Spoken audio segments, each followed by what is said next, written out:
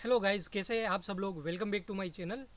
दोस्तों, अगर आप एज अ फार्मासिस्ट काम कर रहे हो और नियर बाई फ्यूचर आप कनाडा माइग्रेट करने वाले हो, अगर आप कनाडा में पीआर पे भी आने वाले हो या स्टूडेंट वीज़ा पे भी आने वाले हो, तो आपके दिमाग में ये क्वेश्चन ज़रूर होता है और सबको ये क्वेश्चन ज़रूर होता है कि कनाडा में फार्मासिस्ट के लिए एंट्री लेवल जॉब्स कौन सी होती है। तो जो फार्मेसी की एंट्री लेवल जॉब होती है उनमें से सबसे पहली आती है फार्मेसी असिस्टेंट की जॉब। तो मैं आज आपको फार्मेसी असिस्टेंट की जॉब के बारे में A to Z इन्फॉर्मेशन देने वाला हूँ और इस वीडियो को एंड तक ज़रूर देखें ताकि आपको पूरी की पूरी इन्फॉर्मेशन ज़रूर मिल पाए। और अगर आप इस चैनल पे नए हैं तो चैनल को सब्सक्राइब करके बेल आइकन ज़रूर प्रेस करें। तो वीडियो पे आगे बढ़ते हैं। बैकग्राउंड में आपको नारियल के पेड़ वगैरह दिख रहे होंगे, तो आपको थोड़ा ये भी होगा कि कनाडा में नारियल के पेड़ कहाँ से आ गए।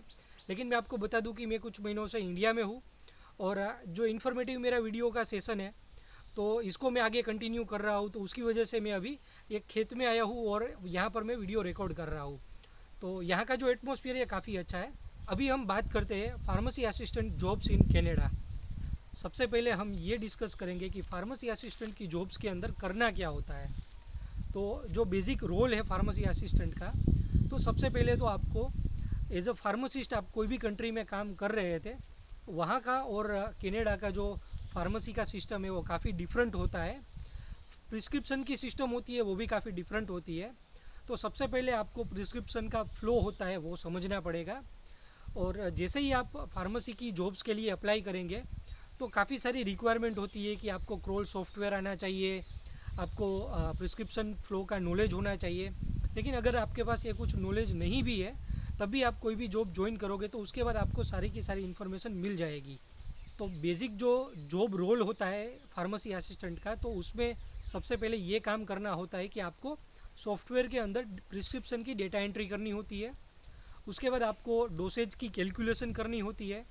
डोसेज कैलकुलेट हो गया उसके बाद आपको जो प्रिस्क्रिप्शन मेडिकेशन है वो एक्चुअली कनाडा में ये होता है कि जो ड्रग्स आती है वो बड़े कंटेनर में आती है, यानी कि 500 और 1000 टेबलेट्स या फिर कैप्सूल के कंटेनर में आती है। तो उसको फिर आपको लूज़ पैक करके आपको वायल के अंदर पैक करना होता है। तो ये काउंट करके आपको वायल के अंदर फिल करना है और उसके बाद जो लेबल होता है वो लेबल स्टिक करना है। तो ये जो पूरा प्रिस्क्रिप्शन का फ़्लो होता है।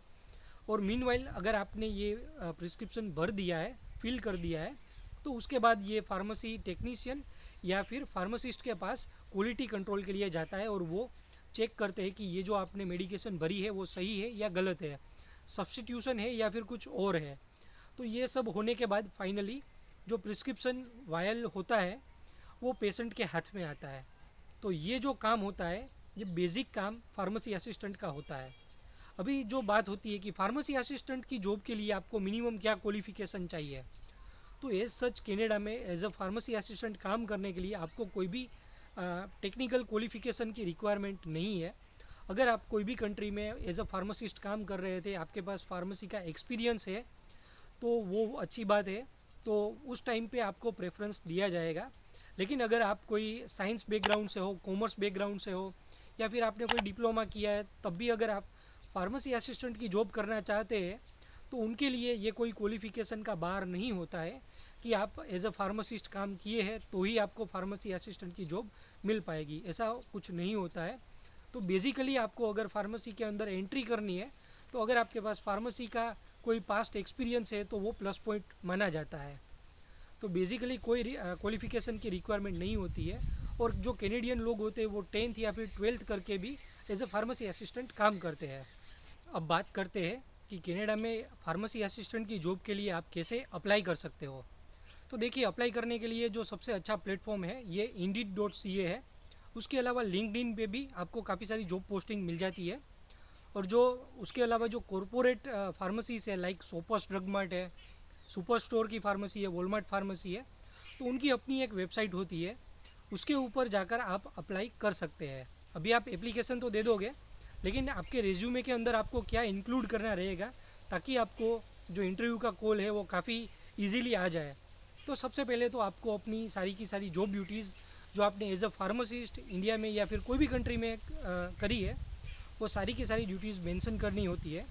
और उसके अलावा जो भी जॉब की पोस्ट होती है, फॉर एग्जांपल आप सोपर्स ड्रग मार्ट की वेबसाइट के ऊपर जाओगे तो वहाँ पर जॉब पोस्टिंग में लिखा है कि एज अ फार्मेसी असिस्टेंट के लिए ये सारी रिक्वायरमेंट है। तो उनमें से वो भी सारी ड्यूटीज़ जो है उसको भी आप थोड़ा मॉडिफाई करके आप अपने रेज्यूमे के अंदर ऐड कर सकते हैं। तो उससे क्या होगा कि आपके रेज्यूमे के अंदर जो आपकी जॉब ड्यूटीज़ जो आपने मेंशन करी है वो और उनकी जो रिक्वायरमेंट है वो मैच हो जाएगी। तो आपको जो इंटरव्यू कॉल है वो आने के चांसेस काफ़ी ज़्यादा बढ़ जाएंगे। अब ये तो हो गया कि आप एप्लीकेशन कैसे कर सकते हैं, आपको जॉब कैसे मिल सकती है। और इंटरव्यू के लिए जो क्वेश्चंस होते हैं वो ऑलमोस्ट आपकी फार्मेसी की जॉब से रिलेटेड होते हैं। उसके अलावा आप पर्सनल लाइफ में कौन सा गोल अचीव करना चाहते हैं, आपका फ्यूचर प्लान क्या है, वो सारे जो बेसिक क्वेश्चंस होते हैं वही ज़्यादातर होते हैं। और सबसे इम्पोर्टेंट बात जो आपको लगेगी अब कि भाई ये सब तो हो गया, अब काम कैसा है और आपको पेमेंट कितना मिलेगा। तो देखिए, फार्मेसी असिस्टेंट का काम है ये काफ़ी हार्ड वर्किंग का होता है, क्योंकि आपको जो भी काम करना होता है वो फास्ट स्पीड में करना होता है। आपको जो भी प्रिस्क्रिप्शन आता है वो इमीडिएटली आपको डिस्पेंस करके देना होता है। और उसके अलावा जो भी आपके पास काम होता है पेंडिंग, वो फटाफट आपको क्लियर करना होता है। और सबसे इम्पोर्टेंट बात ये होती है, आपको स्टैंडिंग पोजीशन में ही जॉब करनी पड़ेगी, या वहाँ पर बैठने के लिए आपको कोई भी टेबल या चेयर कुछ भी नहीं होगा। तो जो भी काम होगा वो बिल्कुल ही हार्ड वर्किंग का होगा। और एज अ फार्मेसी असिस्टेंट अगर आप काम करते हैं कोई कॉरपोरेट फार्मेसी में या बहुत बिजी फार्मेसी में काम करते हैं, तो वहाँ पर आपका जो टाइम होगा वो इतना फास्ट चला जाएगा। और इसके अलावा आपको काम करने के लिए बहुत ही ज़्यादा फोकस रहना पड़ेगा, और जो भी एनवायरनमेंट होता है वो फास्ट पेस होता है। तो अगर आप इतना फोकस नहीं कर पाओगे तो इजीली आप उस जॉब में सर्वाइव नहीं कर पाओगे। लेकिन फिर भी हर एक फार्मेसी में फास्ट पेस एनवायरनमेंट नहीं होता है। कुछ कुछ फार्मेसी में बैठने की जगह भी होती है और वहाँ पर जो काम होता है वो भी आराम से किया जा सकता है। लेकिन फार्मेसी असिस्टेंट की मेजॉरिटी जो जॉब होती है वहाँ का एनवायरनमेंट फास्ट पेस ही होता है। अब बात करते हैं पेमेंट, आपको सैलरी कितनी मिलेगी। तो देखिए, अगर आप Canada as a fresher migrate कर रहे हैं, आपके पास फार्मेसी का कोई भी बैकग्राउंड नहीं है, या फिर फार्मेसी के लिए आपके पास थोड़ा बहुत बैकग्राउंड है, लेकिन आप जो इंटरव्यू क्रैक कर रहे हो उसको ऐसा लगता है कि आपको तो बेसिक से ही स्टार्ट करना पड़ेगा, तो फिर आपको जो सैलरी मिलेगी वो मिनिमम वेज के आसपास मिलेगी। फॉर एग्जांपल मैं सास्केचुआन की बात करूँ तो यहाँ का जो मिनिमम वेज है $11.5, तो उसके आसपास ही आपको 12 या फिर $12.5 पर आवर की जॉब ऑफ़र की जाती है। लेकिन अगर आपके पास 1 या 2 साल का एक्सपीरियंस हो गया है, आप सॉफ्टवेयर के अंदर भी काफ़ी अच्छा परफॉर्मेंस कर रहे हो, और आपका जो नॉलेज है वो भी काफ़ी अच्छा खासा हो गया है फार्मेसी के अंदर, तो फिर आपको 16 से लेकर $20 तक की जॉब मिल सकती है।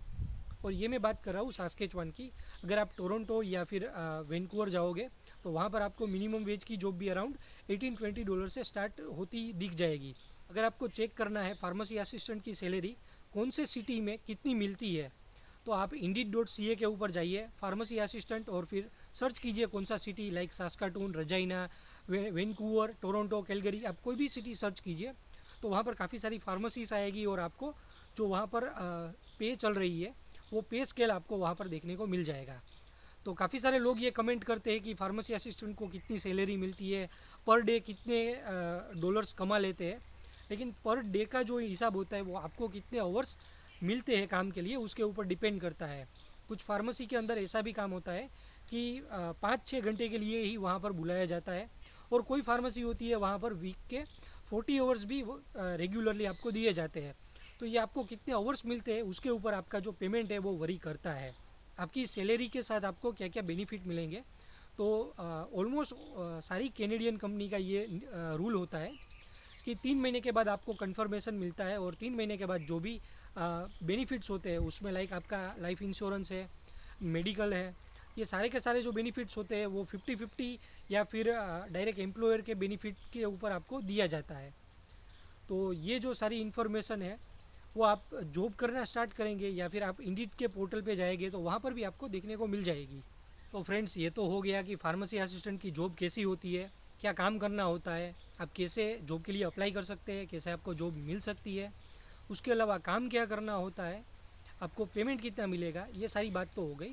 अब मैं आपको 3 इम्पोर्टेंट टिप जो देने वाला हूँ, जो काफ़ी सारे लोग मुझे कमेंट करके पूछते हैं और काफ़ी सारे लोगों के दिमाग में ये कन्फ्यूज़न होती है, तो वो मैं आपको बताने वाला हूँ। सबसे पहला क्वेश्चन है कि क्या मैं आउटसाइड कनाडा रहकर फार्मेसी असिस्टेंट की जॉब के लिए अप्लाई कर सकता हूँ, क्या मुझे जॉब मिल सकती है आउटसाइड कनाडा रह के।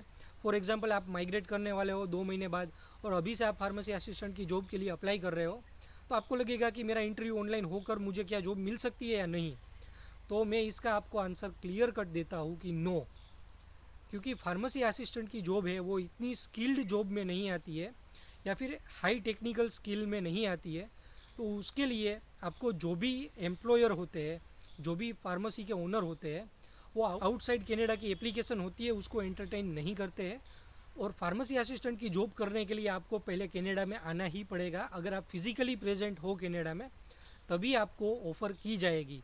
अब दूसरी इंपॉर्टेंट टिप है, दूसरा जो क्वेश्चन मुझे फ्रीक्वेंटली लोग पूछते हैं, अगर मैं इंडिया में एज अ फार्मासिस्ट काम कर रहा था, अगर उसके बाद मैं कनाडा स्टूडेंट वीज़ा पर आता हूँ, फार्मेसी टेक्नीशियन का मैं कोर्स करता हूँ, तो क्या उसके बाद मैं फार्मासिस्ट के लिए एज अ फार्मासिस्ट में काम कर सकता हूँ या नहीं।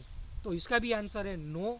आपको कनाडा में लाइसेंस फार्मासिस्ट बनने के लिए PEBC यानी कि pharmacy examination board of Canada की एग्ज़ाम क्लियर करनी ही पड़ेगी और उसके बाद ही आप एज अ फार्मासिस्ट काम कर पाओगे। अगर आप फार्मेसी टेक्नीशियन का कोर्स कर रहे हैं तो आप वो कोर्स करने के बाद लाइसेंस फार्मेसी टेक्नीशियन के ऊपर ही आप प्रैक्टिस कर पाओगे। लेकिन फार्मासिस्ट बनने के लिए आपको PEBC पास करना एक ही वे रहता है, उसके अलावा और कोई भी वे नहीं है कि आप एज अ फार्मासिस्ट कनाडा में काम कर पाओ। और तीसरा जो इम्पोर्टेंट क्वेश्चन आता है, तो आप फार्मासिस्ट दूसरे कंट्री में काम कर रहे थे और कनाडा आ गए हो, तो आप फार्मासिस्ट बनने के लिए क्या आपको फार्मेसी में काम करना ज़रूरी है। तो इसका भी आंसर है नो। अगर आप फार्मेसी में काम नहीं भी करते हैं और आप PEBC की एग्ज़ाम क्लियर कर लेते हैं तब भी आप एज अ फार्मासिस्ट काम कर पाओगे। उसके लिए आपको कोई भी फार्मेसी का वर्क एक्सपीरियंस होना रिक्वायरमेंट नहीं है।